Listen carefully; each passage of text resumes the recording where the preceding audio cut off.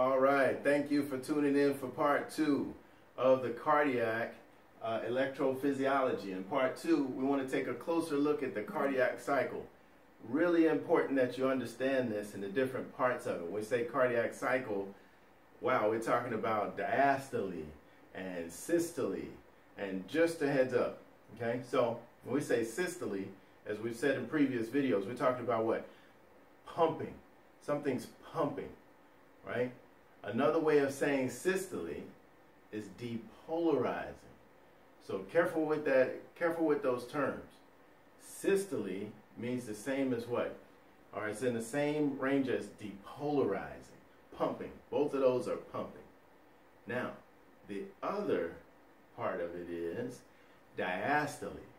And one way to think of it is, it's like when the structure of the heart takes a rest, right? Diastole takes a rest, takes a break. Okay, so it's not pumping. It's what? Relaxing, resting, and that is also repolarization.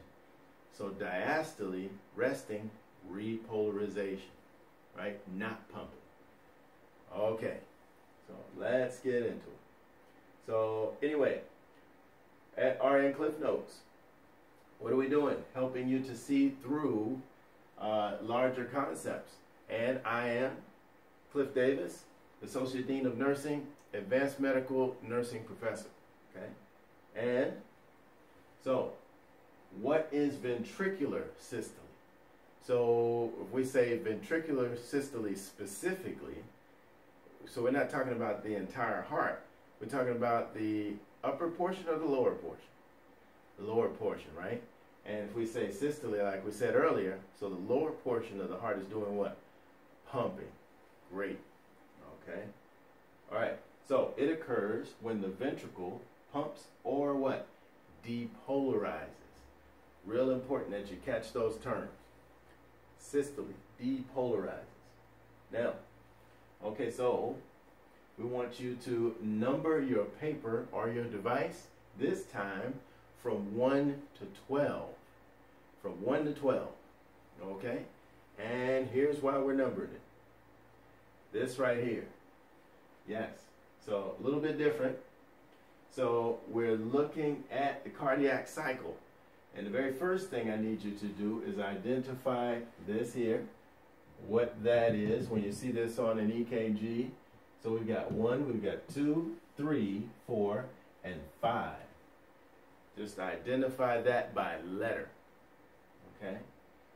Then if you happen to know what 6, 7, and 8 are, as it relates to atrial activity.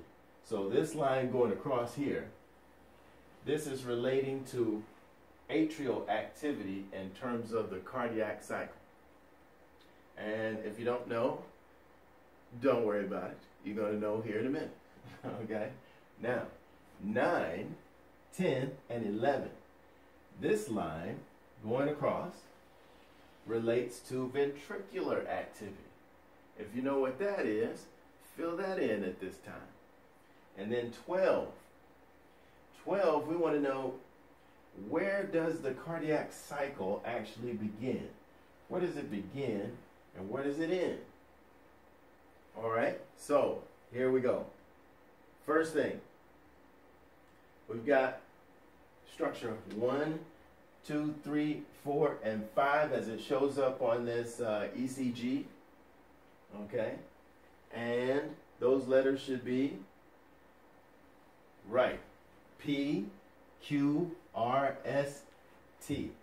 Now, the scientists that came up with this actually wanted to use A, B, C, D like that. But there was another scientist that was already using those letters on another device. So he went to the other end of the alphabet and started at P. Okay, it's one of those things. Right? So good. P, Q, R, S, and T. Now, while we're here, what you need to realize is that, right, in the previous video, we talked about the SA node and its location. And it was up in the atrium. Up in the atrium. So, if we're starting here and saying P, and we're saying this is coming from the SA node, then this has to do with the atria doing something. And this shows the atria pumping. Now, what's the term if the atria is pumping? And you say atrial, right? Atrial systole. What's another way of saying that? Instead of systole, we can say atrial depolarization. That's what's happening right here. Then we travel along and we get this, right? This electrical blip, and with this QRS, we call it a QRS complex. I want you to realize that this QRS complex looks like an upside down capital letter V. That's a big help. An upside down capital letter V, right? And what is that capital letter V for? Ventricular activity going on here.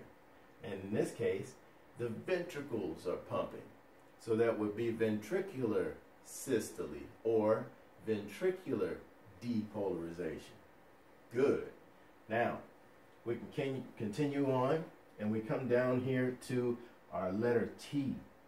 And with this letter T, now that's going to be ventricular repolarization. So watch what happens. So we've got atrial, right, systole.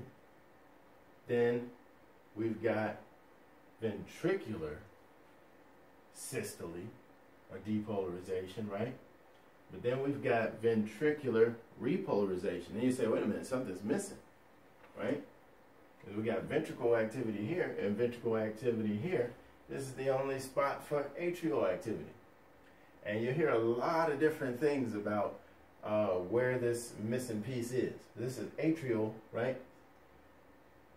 Depolarization. Where does the repolarization occur?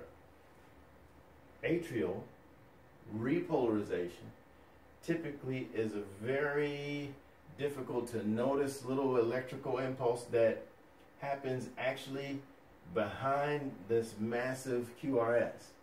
So we don't typically get to see, we don't typically get to visualize atrial repolarization. It's occurring in here. It's kind of swallowed up by all the electrical activity from the ventricle because we're dealing with a linear look at it. So we don't get to see that one. All right. Now, let's add a little piece to this. So if this T wave was higher, was taller, right?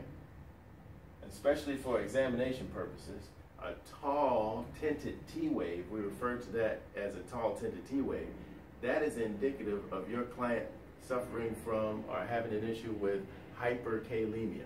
That patient's potassium level is too high. And what you want to realize is that the T, all right, the T wave points to where the problem is. So if their potassium level is too high, what's the T wave doing? Becoming pointy and pointing up that, yes, your patient has a problem with hyperkalemia. Now, if your T wave flips upside down, and instead of having your arc here, you have an arc down below. That arc below would look like a letter U. And that's when you hear people say, oh, the patient has U waves. So U waves aren't like naturally occurring waves. We shouldn't see U waves in every patient's ECG or EKG. We should see U waves typically when your patient has what? Low potassium. So see how that happens? T wave, what? Tall tinted. And what's it doing? Letting you as the nurse and the rest of the medical team know that your patient's potassium level is too high. Or a U wave, and then the T wave would be pointing what? Down, indicating that your patient's, right, potassium level is low. They're suffering from or dealing with hypokalemia. All right? Good stuff. All right. Further in. Now, we're going to specifically look at atrial activity. And we want to identify that activity as either diastole or systole. So, for number 1, what do you think it would be? Number 2 and number 3. And don't forget, we already talked about what the P wave represented. But now you need to really, right, identify what 1 and 3 are. So one would be, and you might have difficulty reading that, but that is atrial diastole. So atrial diastole, why? Because this is where the atria depolarizes. This is where systole will start. So atrial systole will kick in underneath the P wave. Atrial systole. But then, what did we say earlier? That atrial repolarization, when it relaxes, where does it relax? Behind the QRS, right? So if it's relaxing, we're going to refer to that as atrial what? Diastole again. So atrial diastole before we get to the P wave. Then we've got the depolarization, it's pumping, right? So atrial systole.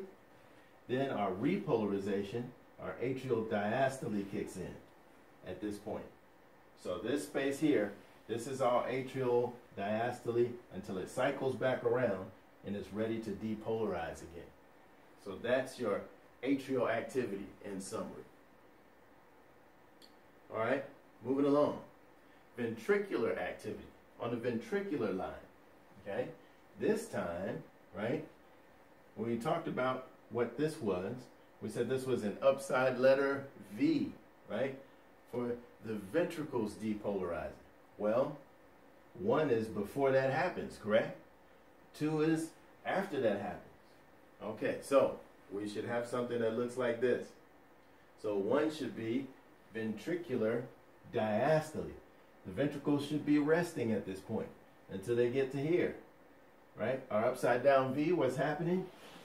So our ventricles are going to depolarize, and we're looking at ventricular systole at that point.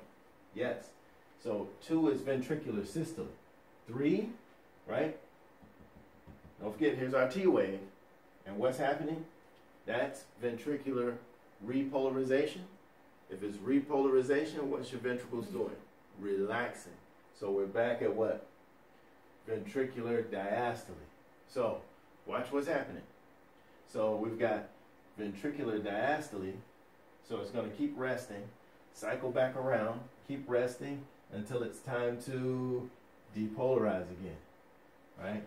And systole there, repolarizes, rests, diastole, and cycles back around. Good. Alrighty. Now, next, we want to realize that a cardiac cycle, right? Look at where the cardiac cycle is starting at. And this is an arrow, by the way. So notice the point of the arrow is what? Missing right here. It's kind of, hopefully you can see that. It's kind of blunted. It's kind of flat. And I actually brought the point around over here so that you could realize that, right? Here's where the point's actually ended. Then what? The arrow's starting over again.